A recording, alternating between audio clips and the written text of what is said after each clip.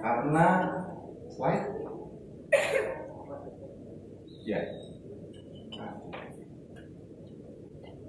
Nah, jadi sebenarnya kita ini sekarang turun ke lapangan itu sejak tahun 2016.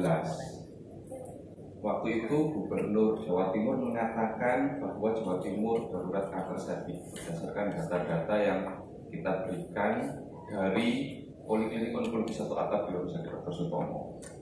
Sehingga sejak saat itu kita staf onkologi di Dr. Sutomo, jadi K-nya ini memang konsultan onkologi, jadi khusus mengurusi pasien-pasien kanker yang datang dari seluruh Jawa Timur dan Surabaya Timur, Indonesia Timur tentunya.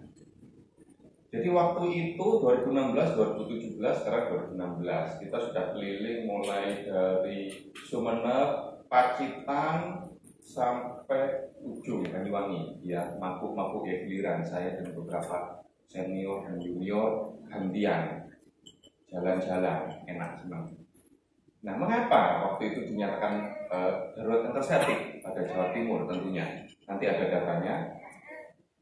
Jadi yang seperti kita ketahui bahwa istilah kanker, ada tumor, ada kista, itu apa?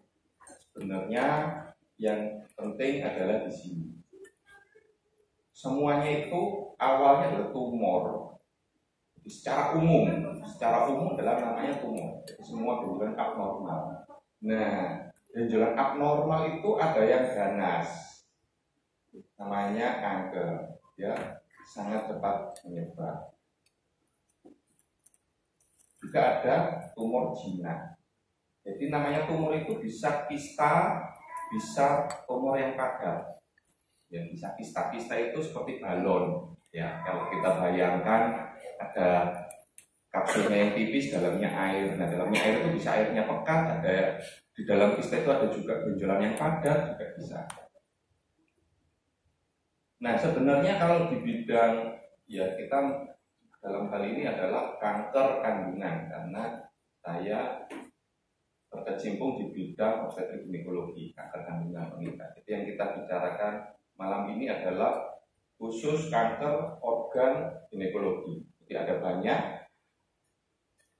di mana yang nomor 6 ini yang utama, ya, yang kita fokuskan adalah kanker cervix. Mengapa? Karena kanker cervix ini ternyata bisa di screening, jadi tidak ujuk-ujuk langsung menjadi kanker. Jadi ada fase prakanker. Nah, itu yang harus kita tangkap, harus kita ketahui. Karena yang lain itu bisa langsung menjadi kanker. Kalau kanker cervix ini yang berbeda dari kanker yang lain. Ini organ yang normal.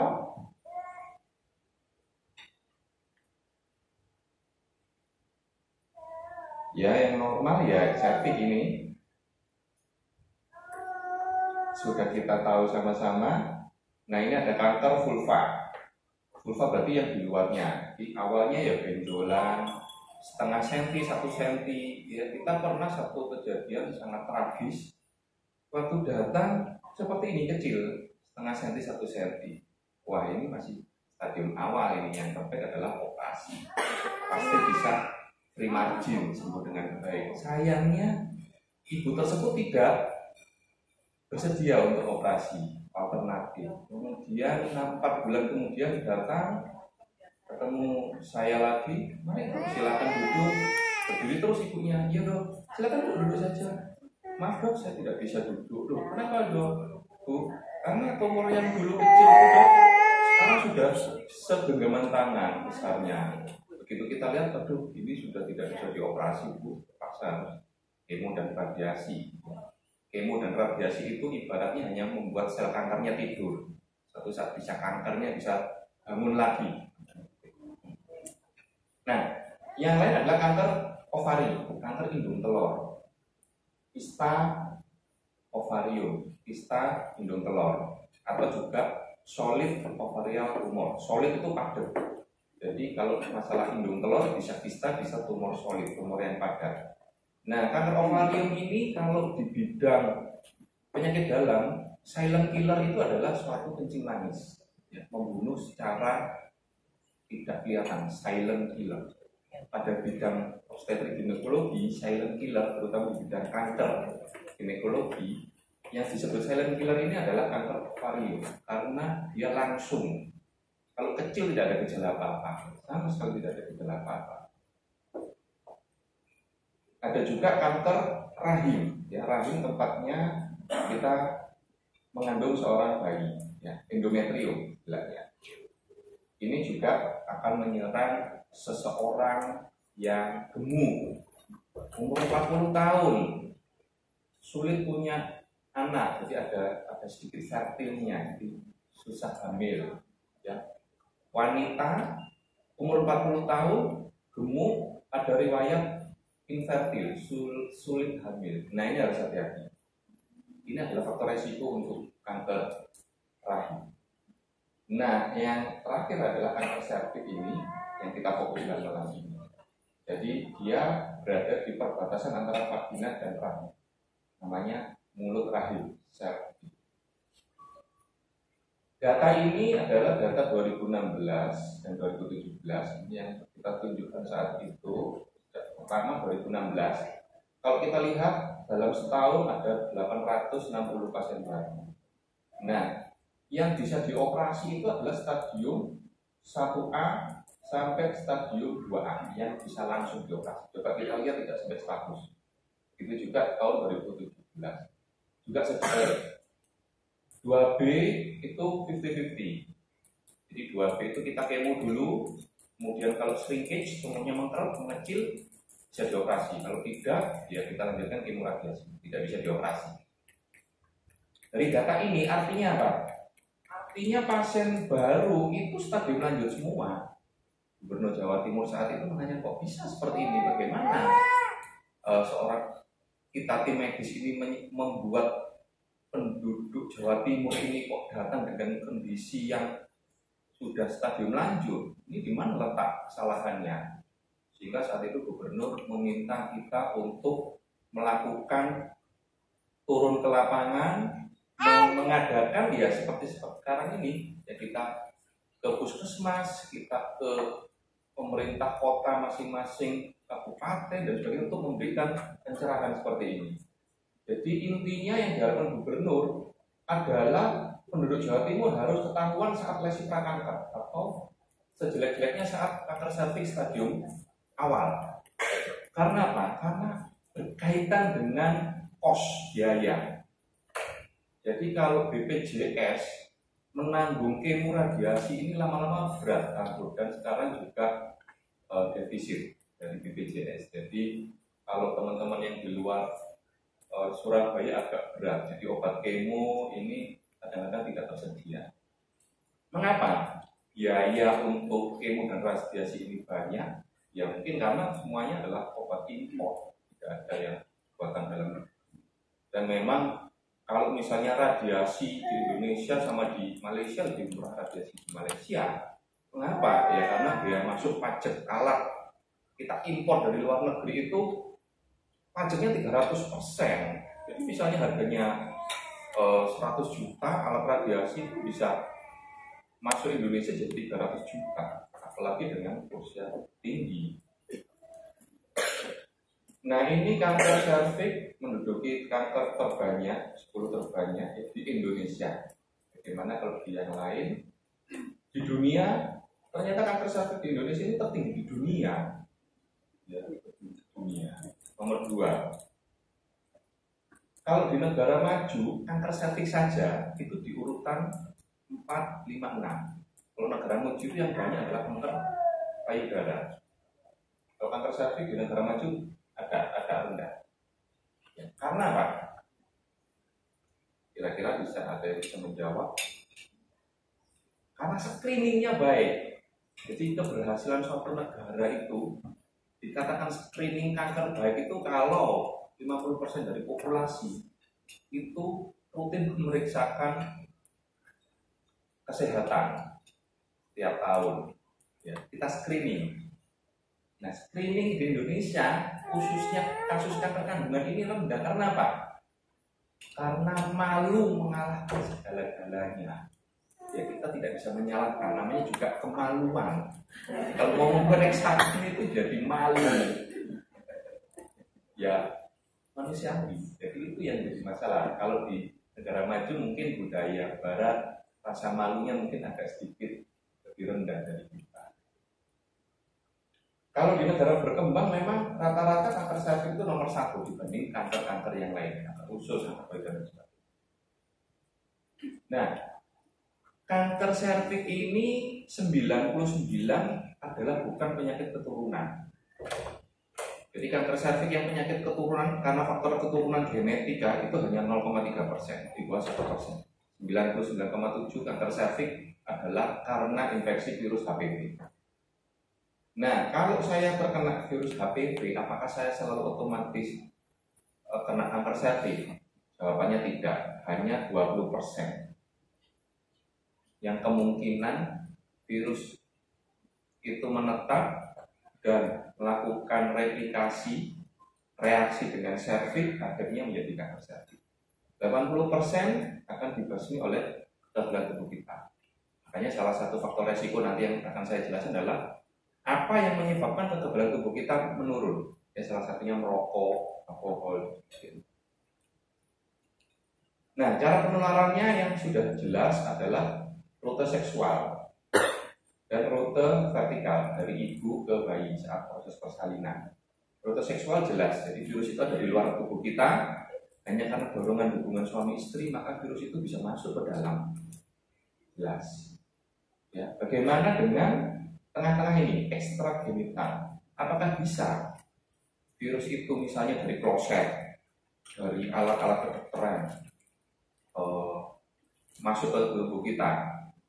Virus itu kalau di luar tubuh seorang makhluk hidup itu hanya 5 menit bisa hidup.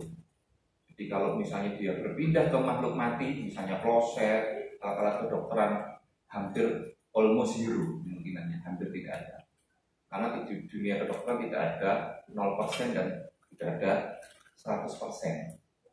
Almost zero, tapi kemungkinan kecil 0,000 ya mungkin. Misalnya bagaimana? Saat virus HPV itu terpindahkan dari makhluk hidup di benda mati dalam dekade kurang dari 5 menit atau 3 menit, terus itu pindah lagi ke makhluk hidup, ya bisa, tapi kan tidak mungkin. Semua alat-alat kedokteran selalu kita amankan dengan sterilisasi pribadi. Nah, virus HPV yang paling sering 90% ini penyebabnya ada 16-18. Saat ini di seluruh dunia virus kanker serviks yang menyebabkan kanker, virus HPV yang menyebabkan kanker itu ada 13 strain. 13 strain, 2 sudah 16-18. Ya, saat ini ada vaksin yang akan mengamankan 4 dari 13. Jadi kalau misalnya sudah vaksin tetapi kemudian terkena virus tipe yang lain yang belum di-cover oleh vaksin itu, ya tetap kena kanker serviks. Jadi ya tetap kita harus periksa screening walaupun sudah pap smear, tetap walaupun sudah pap smear rutin atau sudah melakukan vaksinasi vaksin serviks, ya tetap perlu pemeriksaan teratur setiap tahun. Ini faktor-faktor resikonya yang hati-hati ya, yang menurunkan imunitas tubuh kita. Merokok, ya. Infeksi bagaimana? Infeksi kandungan. Infeksi kandungan menyebabkan mukosa, lapisan terluar dari serviks itu rusak. Jadi pertahanannya serviks kurang baik. Virus akan langsung masuk ke dalam membran basalis dari serviks kita. Jadi dia lebih mudah masuk dan sembunyi di situ. Nah, yang penting adalah pap smear di sini, deteksi dininya. Nah, untuk mengetahui kemungkinan kelainan sebelum kanker, ada 2 deteksi dini, pap smear dan IPA. IPA daripada tidak ada pap smear, mending di IPA. Jadi bukan gold standar untuk screening, tapi tetap kita memakainya di daerah-daerah kabupaten, di desa-desa, karena praktis. Ya, kalau pengobatan jelas, kemo, terapi, radiasi pembedahan dan sebagainya. Nah, kalau sudah biaya pengobatan, kalau sudah kanker terus diobati kemo, ini yang bikin BPJS tekor karena satu kali kemo biayanya sekitar 8 juta. Kalau radiasi, satu kali radiasi itu 10 kali penyinaran. Jadi setiap hari selama 5 hari disinar selama 10-15 menit, 5 hari berturut-turut, terus istirahat 1 minggu, terus 5 hari berturut-turut, berarti total 10 kali disinar, itu namanya satu seri. Satu seri itu biayanya per di Sutomo sekitar 40 juta. Nah, kalau kemo kan kita nggak cuma cukup sekali kemo, kita butuh 3-6 kali kemo. Jadi totalan overall ya kurang lebih sama saja. Nah, ini Gubernur Jawa Timur meminta kita untuk mengurangi jumlah ibu-ibu yang di kemo radiasi di masa yang akan datang. Caranya gimana? Ya mulai saat ini kita harus screening yang prakanker langsung segera diobati sehingga tidak memerlukan kemo atau radiasi. Nah ini pap smear caranya disikat ya, dari situ tidak sakit, cuma yaitu tadi harus mengurangi, menekan rasa malu. Nah ini dulu waktu belum ada meja pemeriksaan, cara pemeriksaannya seperti ini. Nah ini kita buka dengan spekulum, tidak sakit, pelan-pelan. Nah mendiagnosanya bagaimana? Jadi langkah pertama memang pap smear. Ya kalau kita ketemu kelainan pada pap smear, baru kita lakukan kolposkopi. Nah dari kolposkopi itu akan ketahuan mana kira-kira yang tidak normal, di bagian saraf yang mana yang tidak normal. Kita kolposkopi, kita lakukan pembesaran dan kita lakukan pengambilan seperti dicubit sedikit, pemeriksaan jaringan, namanya biopsi. Jadi kayak dicubit-cubit sedikit. Ini pemeriksaan kolposkopi, jadi kita cek. Ya ini yang tidak normal ya, kita coba ambil contoh jaringan di sini, membuktikan bahwa memang itu benar-benar kanker. Jadi pap smear itu masih sifatnya masih di tengah-tengah, ya belum final. Final adalah harus ada jaringan yang kita periksakan melalui prosedur biopsi. Nah ini biopsi kita ambil, kita cubit sedikit di tempat yang kita curigai kanker. Nah, tadi ada pap smear, ada IVA untuk screening lesi prakanker. IVA itu kita olesi dengan asam cuka sebenarnya 3-5% asam asetat. Jadi asam cuka dapur itu 25% kita encerkan ya 5 kalinya menjadi 3-5%. Kita oles, jadi sesuatu yang kita curigai yang merah-merah itu kita oles. Kalau jadi putih sebelah kanan ini ya, ini yang kita curigai, ini yang akan kita kolposkopi dan biopsi. Jadi hasilnya belum tentu juga kanker kalau putih-putih ini. Bisa false negatif, ya kemungkinannya infeksi biasa. Nah ini foto-foto IVA positif. IVA positif itu kita curiga, masih curiga. Harus ada pemeriksaan lanjutan. Merah jadi putih, yang putih ini yang kita curiga. Nah ini gambar-gambar IVA positif lesi prakanker. Nah ini yang putih-putih ini. Ya, ada yang luas sekali, ada yang tidak luas. Kalau yang tidak luas bisa kita laser. Ya, kalau luas batasnya tidak jelas, kita potong sedikit mulut rahimnya. Kita lakukan konisasi. Jadi mulut rahim itu kita potong untuk terucut. Nanti akan tumbuh lagi dalam waktu 1,5 bulan. Nah ini lebih bagas hybrid ya, teknologi. Nah, pap smear itu ada yang konvensional, ada yang modern sekarang. Yang konvensional yang dioles-oles di objek gelas itu konvensional. Tingkat akurasinya cuma 60%. Sehingga banyak yang salah. Dok, saya ini ya sudah pap smear setiap tahun. Normal semua. Lah kok sekarang dokter bilang saya ini langsung kena CA cervix stadium 1 itu gimana dok? Saya baca CA cervix itu ada lesi prakankernya. Butuh waktu 3-5 tahun untuk jadi kanker. Nah, itu menjawabnya ya ini.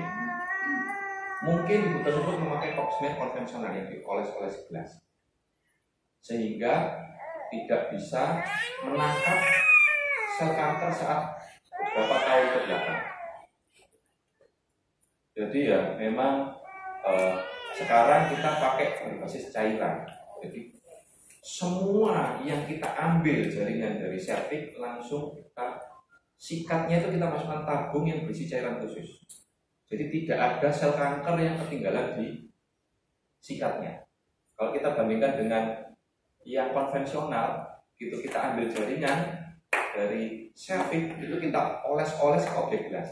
Kadang-kadang sel kankernya nggak nempel di kacanya, tetap di sikatnya itu yang jadi masalah. Gejalanya tidak jelas, kanker sel itu perdarahan, keputihan, nyeri. Tetapi bila ada perdarahan, keputihan, tidak otomatis itu disebabkan kanker sel. Jadi jangan terbalik. Jadi gejala kanker sel itu tidak khas. Ini sudah. Nah ini kondisasi tadi. Jadi kalau masih prakanker dan tidak luas, kita lakukan outer atau laser.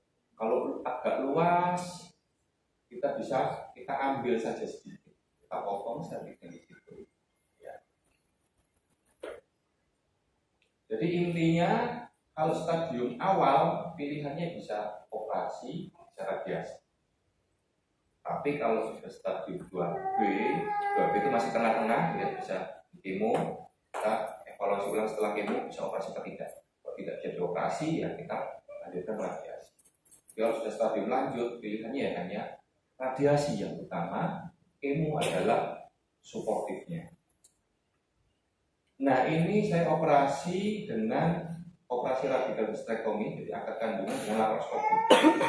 Kita tidak mengiris perut lebar-lebar, tapi cukup laparoskopi. Jadi laparoskopi itu hanya masuk seperti bolpen panjang-panjang ini, irisannya setengah senti di 5 tempat, 5 titik di perut, sehingga sekarang operasi besok lusa sudah bisa pulang.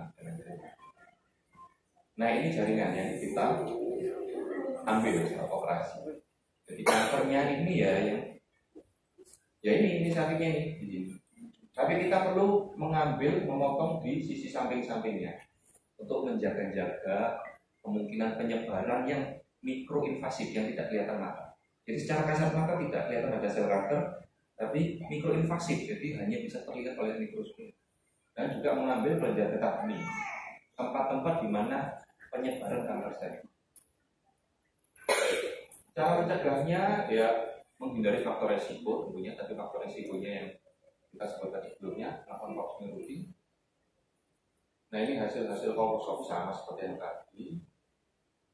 Ini masih kecil ini kankernya, ini masih yang tidak teratur, itu yang ditanda irregular itu ya. Kalau melihat seperti itu stadium 1B1. Yang kecil ini ya stadium 1B1. Nah ini sudah agak luas, sudah ke bawah. Ini stadium 2 ya seperti ini 2A, 2B. Ini sudah stadium 3 ya. Ini antara stadium 2B yang kiri, kalau yang ini sudah stadium 3B, sudah hancur, nggak jelas servernya yang mana dan campur. Kalau rekomendasi kita, jadi kapan seorang wanita itu melakukan pap smear untuk pertama kalinya dalam sejarah kehidupan.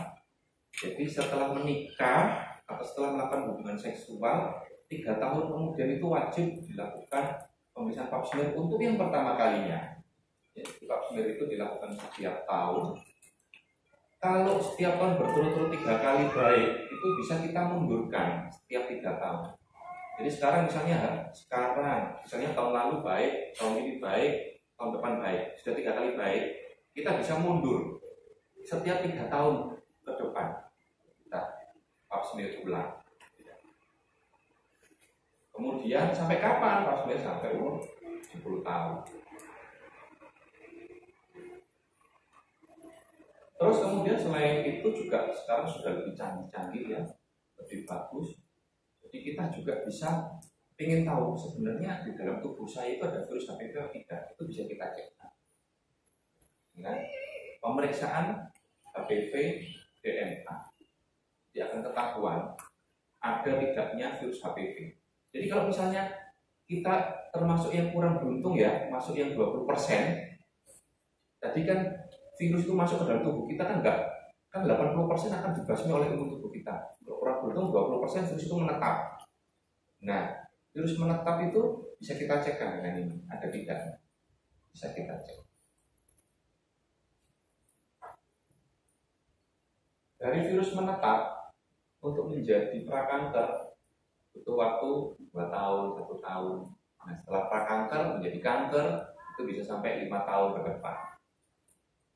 Jadi ada fase-fasenya, di mana fase-fasenya ini seharusnya memang bisa kita cegah menjadi kanker.